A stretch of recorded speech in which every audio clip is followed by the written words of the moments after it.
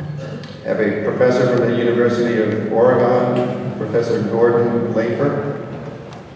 Thank you very much for coming before our committee. Thank you. Mr. Chairman, members of the committee, thank you for the opportunity to be here. My name is Gordon Lafer. I'm a professor at the University of Oregon. I hold a PhD in political science from Yale University and have spent the past 25 years studying employment policy, including in 2009 and 10, serving as the Senior Labor Policy Advisor for the U.S. House of Representatives Committee on Education and Labor. Most recently, I've studied the impact of right-to-work laws on employment and wages. Advocates of right-to-work have suggested that if New Hampshire adopts such a statute, both the number of jobs in the state and the amount of money people earn would be significantly improved. Unfortunately, I have to tell you that this suggestion has no basis whatsoever in scientific fact. The most recent scientifically rigorous evidence shows just the opposite. Right-to-work lowers wages for both union and non-union workers. It worsens the ability of both union and non-union workers to get job-based health insurance or pensions, and it does nothing at all to increase job growth. What's wrong with the numbers you may have heard about? The National Right-to-Work Committee reports that average job growth was higher in right-to-work states than non-right-to-work. That's true, but misleading, because it creates the impression that all right-to-work states must have grown faster and all the others slower than average, which would in fact make sense if right-to-work were indeed the factor determining growth. In reality, nothing could be further from the truth. There are a handful of unrepresentative high-growth states that account for the right-to-work average. But the truth is that job growth over the last 10 years has actually been higher in New Hampshire than in the majority of the right-to-work states. To seriously measure the impact of right-to-work, you need to measure the policy's impact while holding all other things equal. There's a huge number of factors that influence a state's economic growth, and to gauge the effect of a single policy, you have to separate out the effects of all the others. The study that found that right-to-work lowers wages and benefits held 42 factors equal. The Right-to-Work Committee's numbers that have been circulated held 0 factors equal. The results of the serious study show this. Workers in right-to-work states make $1,500 a year less after accounting for the cost of living. Similarly, the most scientific studies show that right-to-work has 0 impact on job growth. The most important case here is Oklahoma, which is the only state to newly adopt right-to-work in the last 25 years. The economy we live in today is fundamentally different from that of past decades, most importantly because of globalization.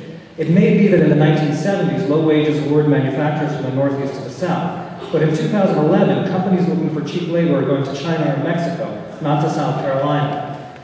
Unfortunately, Oklahoma's track record is not encouraging. Manufacturing employment is projected to increase and has fallen steadily for 10 years since right-to-work was adopted. People talked about the car plant. GM in Oklahoma left to go to Mexico.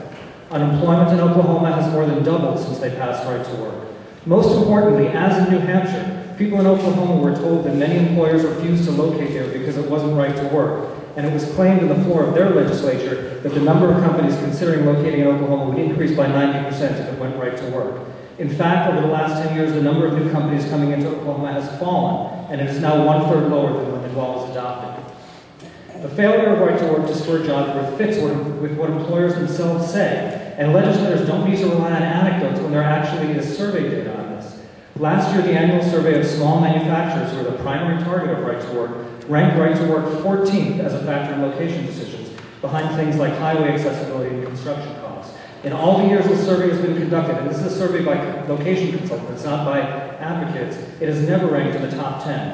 For higher tech and higher wage jobs, all of the most attractive states are non-right to work, and New Hampshire was ranked as more attractive than all of the right-to-work states except Virginia. Every state's economy is different.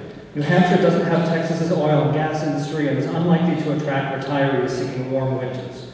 Growth here has to be based on the particular strengths of this state. Healthcare, for instance, is a bigger part of New Hampshire's economy than in right-to-work states, partly because the percentage of people who have health insurance here is one of the highest in the nation. Overall, 85% of New Hampshire's jobs are in service industries, led by the retail sector. If right-to-work is adopted and wages and benefits reduced, it will undermine growth in these critical industries. For every $1 million in direct wage cuts, an additional 6 jobs are lost as employees have less income to spend in the local economy. We're told that right-to-work is needed to bring more jobs into the state, but New Hampshire already has a higher rate of new business openings than 3/4 of the right-to-work states. New Hampshire's median income is higher and its poverty rate is lower than every single one of the right-to-work states. In 2010, New Hampshire had one of the healthiest populations and lowest crime rates in the nation. Its school system outperforms the national average in both reading and math. By nearly every conceivable measure, right-to-work states should be figuring out how to be more like New Hampshire, not the reverse. Why is such a failed policy being so aggressively promoted? The biggest backers of right to work are corporate lobbyists, and perhaps they believe it will enable them to make higher profits by paying people less. It's their right to pursue that goal, but that doesn't make it sound policy. There are also anti-union zealots who are personally ideologically opposed to unions regardless of the economics. Again, that's their right. But legislators have the right to get straight information so they can make decisions based on economic reality rather than ideological passion. This issue is too important to be decided by rhetorical spin or number games. I hope the reports that I'm providing will help to evaluate the issue based on the actual facts of economic reality.